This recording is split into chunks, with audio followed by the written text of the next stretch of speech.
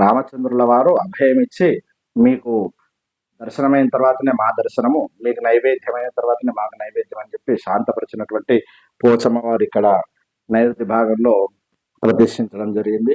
కోరిన కోరికలు కూడా కోరిన కోరికలు తీర్చే కొంగు బంగారు లాగా మన పోచమ్మ వారు ఇక్కడ విరాజిల్లుతా ఉంది.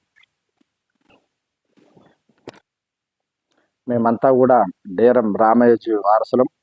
ఇప్పటిదాకా మా పెద్దవాళ్ళు వారి యొక్క మా తాతల వంటి మొత్తం రాసుకుంటే మాది 14వ తరంగా, మేము 14వ తరం నుంచి ఈ దేవాలయం చేస్తూ ఉన్నాము.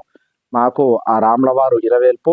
వారికి మా వంశం నుండి ప్రతి ఒక్కరూ ఏదో రూపకంగా ఒక తరంలో ఒక వారసుడు ఖచ్చితంగా రాముల వారి కోసమే పుడతాడని చెప్పేసి మా పెద్దలు చెప్తూ ఉంటారు. ఈ తరానికి నేను లక్ష్మణ శర్మను ఇక్కడ పూజలు నిర్వహిస్తూ ఉన్నాను. ఎప్పుడు రాముల వారు ప్రతి